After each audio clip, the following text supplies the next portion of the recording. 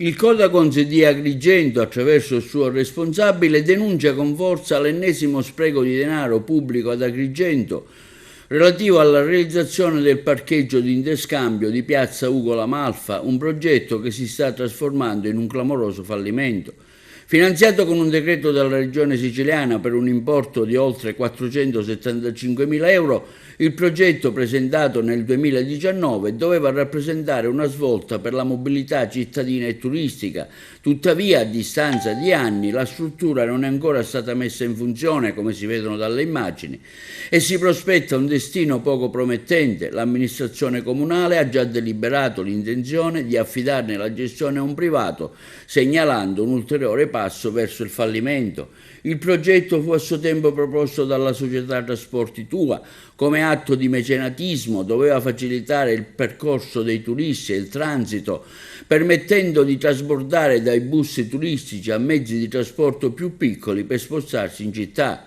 Tuttavia si è sempre rivelato di difficile utilità per una città come la nostra, che non dispone di un'organizzazione di trasporto pubblico adeguata a sostenere tale infrastruttura.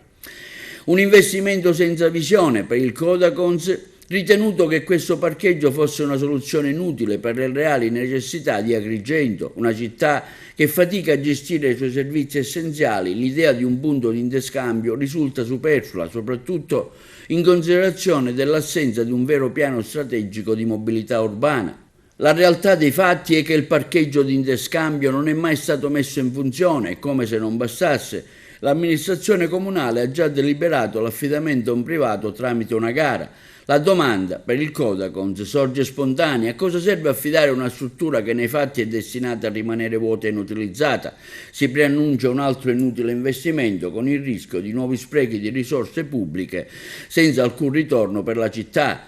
Denaro pubblico sperperato, come già avvenuto in passato con altri progetti, e questo per il Codacons è l'ennesimo esempio di come il denaro pubblico venga gestito in maniera inefficace ad Agrigento.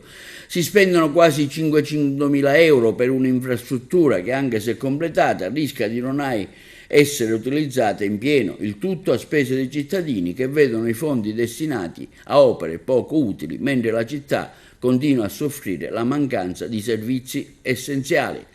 I cittadini di Agrigento, conclude il comunicato stampa del Codacons, meritano che il denaro pubblico sia utilizzato in modo trasparente e finalizzato a opere davvero utili e necessarie per il benessere della collettività.